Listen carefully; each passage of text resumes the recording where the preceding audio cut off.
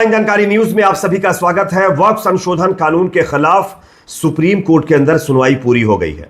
फिलहाल आज कोई फैसला तो नहीं आया, लेकिन सुप्रीम कोर्ट ने फैसला सुरक्षित रख लिया है। लेकिन दोस्तों, आज की सुनवाई में लास्ट मोमेंट पर जो कुछ भी हुआ है वो अपने आप में बेहद मोदी सरकार को परेशान करने वाला है।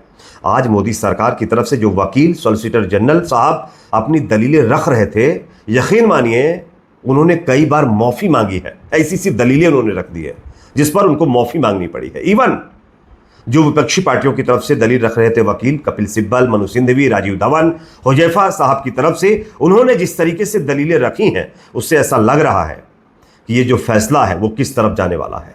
आगे मैं इस वीडियो के जरिए से फैसले को लेकर एक अपडेट सामने आ रहा है, उसके बारे में जानकारी दूंगा। साथ ही साथ सुप्रीम कोर्ट के अंदर आज कपिल सिब्बल, मनु सिंघवी, हुजैफा, राजीव धवन साहब की तरफ से क्या क्या दलीलें दी गई हैं जिससे मोदी सरकार के वकीलों को पूरी तरीके से पैक कर दिया गया था। ये आगे मैं आपको एक एक करके बताऊंगा। उससे पहले वक्फ संशोधन कानून पर आपकी राय क्या है दोस्तों? क्या यह कानून रद्द होना चाहिए या फिर नहीं?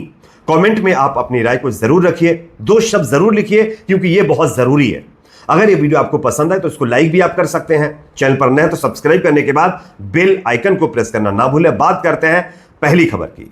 देखिए, वक्फ संशोधन अधिनियम पर सुप्रीम कोर्ट में चल रही सुनवाई मुकम्मल हो गई है। गुरुवार को सुप्रीम कोर्ट ने फैसला सुरक्षित रख लिया है। अब सुप्रीम कोर्ट यह तय करेगा कि वक्फ संशोधन 2025 पर अंतरिम रोक लगाई जाए या नहीं।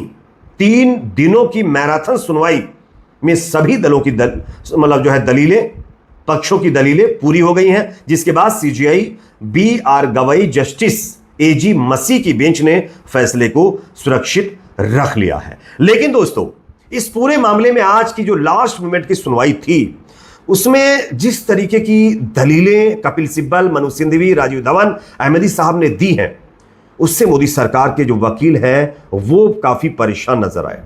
आप सब जानते होंगे, स्टार्टिंग में मोदी सरकार की तरफ से जो वकील थे, सॉलिसिटर जनरल तुषार मेहता, हरियाणा सरकार के वकील थे, राजस्थान सरकार के वकील थे, उनकी तरफ से तमाम दलीलें दी गई। उन्होंने ये कहा कि भाई ये जो वक्फ है वो इस्लाम का कोई अभिन्न अंग नहीं है, महत्वपूर्ण हिस्सा नहीं है।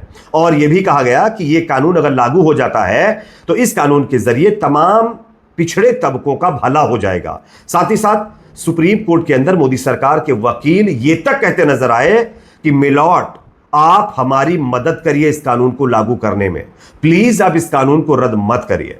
इतना ज्यादा जो है फोर्स करना पड़ा सुप्रीम कोर्ट को। अब आप खुद बताइए, अगर कानून सही था, कोई खामियां नहीं थी, तो इस तरीके की चीजें शायद नहीं होती। लेकिन दोस्तों, उसके बाद विपक्षी पार्टियों के वकील मनु सिंघवी, कपिल सिब्बल, धवन, हुजैफा साहब की तरफ से जो दलीलें जब रखना शुरू की गई है, तब क्या हुआ मैं आपको बताता हूं। देखिए, कानून पर सुप्रीम कोर्ट में चल रही सुनवाई में कपिल सिब्बल का एक एक दलील उनकी आई कि यह अपरिवर्तनीय है, एक समुदाय का अधिकार छीन लेने वाला कानून है। उन्होंने कहा 200 साल से भी पुराने बहुत से कब्रिस्तान हैं, 200 साल बाद सरकार कहेगी कि यह मेरी जमीन है और इस तरह कब्रिस्तान की जमीन छीनी जा सकती है।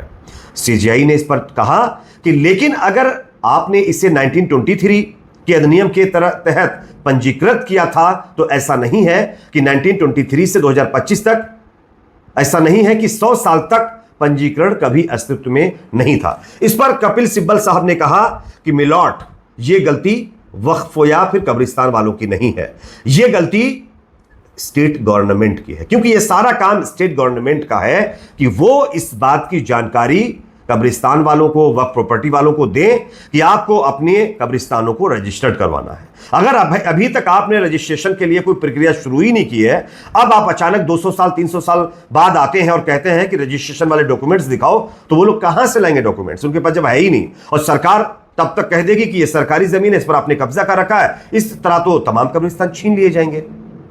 तो भाई, जो कब्रिस्तान है वो तो इस्लाम का अभिन्न अंग है ना, इस्लाम का अहम हिस्सा है ना, तो कब्रिस्तान की तो जमीन चली जाएगी। ऐसा कैसे होगा? ये कपिल सिब्बल की दलील थी।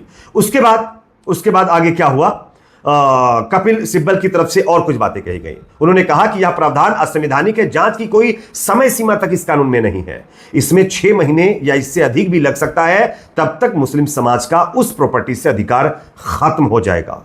क्योंकि सरकार जिस जमीन को यह कह देगी वो सरकारी है, उसमें जब तक जांच बैठेगी, जब तक सारी प्रक्रिया होगी, तब तक सरकार उसको अपने अंडर में ले लेगी, और सरकार जिस जमीन पर दावा ठोकेगी वो वक्फ से पूरी तरीके से खत्म ही हो जाएगी अगर वक्फ का अधिकार छीना जाएगा तो। इसके बाद कपिल सिब्बल साहब ने कि वह संपत्ति वक्फ की है या नहीं, इसके निर्धारण की कोई प्रक्रिया सुनिश्चित ही नहीं है, निर्धारण सरकार को ही करना है। निर्धारित होने के बाद राजस्व रिकॉर्ड में बदलाव भी किया जा सकता है। निर्धारण की प्रक्रिया निर्धारित नहीं है या पूर्णतया मनमाना है, यानी कि सरकार ने अभी इसके लिए कोई नियम ही नहीं बनाए कि जिस जमीन पर, जिस कब्रिस्तान पर सरकार ये कह देगी ये सरकारी है, उसमें आगे क्या होगा, क्या वो वक्फ की रहेगी या नहीं, या सरकार पूरी तरीके से अपने अंडर में ले लेगी, इसको लेकर क्लैरिफिकेशन है ही नहीं। तो प्लीज इसका निवारण करें। उसके बाद सीजीआई ने कहा कि भाई इसमें देखिए, हाँ, जम्मू कश्मीर का जिक्र हुआ। कपिल सिब्बल ने कहा कि जम्मू कश्मीर में एक वक्फ पंजीकृत है, यानी रजिस्टर्ड है, यूपी में एक भी वक्फ रजिस्टर्ड नहीं है। तो क्या जितने भी वक्फ की प्रॉपर्टी यूपी में होगी वो सब की सब सरकार की हो जाएगी? कल्पना कीजिए, कपिल सिब्बल ने कहा कि कल्पना कीजिए कि लखनऊ का इमाम बाड़ा जो है वो तो खत्म हो जाएगा, क्योंकि जब यूपी में एक भी वक्फ रजिस्टर्ड नहीं है और वक्फ के अधीन आने वाली तमाम प्रॉपर्टी जिसमें लखनऊ का इमाम बाड़ा भी है वो भी सरकार के अंडर में चला जाएगा, वक्फ उससे हाथ धो बैठेगा। ये बहुत बड़ी बात है, ये कपिल सिब्बल ने कहा। उसके बाद सीजीआई बोले लेकिन कुछ राज्यों में तो है, जैसे तमिलनाडु, पंजाब, केरल आदि। तो सिब्बल ने कहा कि बहुत महत्वपूर्ण यानी इंपॉर्टेंट प्रश्न है, क्वेश्चन है कि अब वक्फ बाय यूजर क्या है। 1954 में पहली बार कहा गया कि मुतवल्ली उस तरह का व्यक्ति नहीं है जो रजिस्ट्रेशन कर सके, और फिर सर्वेक्षण की बात कही गई है। 1995 के अधिनियम में पूरी प्रक्रिया है लेकिन कुछ नहीं किया गया, यह राज्यों का काम है, मुतवल्ली का नहीं। तो जो बात मैंने पहले कही थी वही यहां पर देख सकते हैं, कहते हुए जो है उन्होंने अपनी बातें रखी। इसी के साथ साथ कपिल सिब्बल ने बड़े जोर जोर से यह तर्क रखा कि केंद्र सरकार की तरफ से यह कहा जा रहा है कि ये जो वक्फ है ये इस्लाम का अभिन्न अंग है ही नहीं। कपिल सिब्बल ने केंद्र के इस तर्क का पुरजोर तरीके से खंडन किया और कहा कि वक्फ इस्लाम का अभिन्न अंग नहीं, ये सरकार की दलील गलत है, सरासर गलत है। क्योंकि अगर वक्फ को इस्लाम का अभिन्न अंग नहीं मानते तो वक्फ के अधीन आने वाले कब्रिस्तान, मस्जिदें, जो इमाम बाड़े या फिर ईदगाहें तमाम है वक्फ के अंदर आती हैं, तो वो तो सब चले जाएंगे। और ये जो मस्जिद, कब्रिस्तान है, ये तो सब इस्लाम का अभिन्न अंग है ना। तो सरकार कैसे कह सकती है कि वक्फ इस्लाम का अभिन्न अंग नहीं है, क्योंकि ये तमाम प्रॉपर्टी तो वक्फ में ही आती है ना। इसके बाद उन्होंने कहा कि दान इस्लाम के 5 महत्वपूर्ण सिद्धांतों में से एक है। वक्फ दान से अलग है क्योंकि इस्लाम में ये अन्य धर्मों से अलग है। दान समुदाय के लिए है लेकिन वक्फ अल्लाह के लिए है। यह बात कपिल सिब्बल ने कही। कहा कि अगर दान कोई देता है तो वो इस उम्मीद के साथ देता है कि भाई इससे हमको नेकियां मिल जाएंगी, मोक्ष मिल जाएगा या जो भी है बेनिफिट मिलेगा। लेकिन ये जो वक्फ है इसका मतलब यह है कि हमने सारी जायदाद अल्लाह के नाम दे दी है, अल्लाह के लिए दे दी है, ये उसका माना है।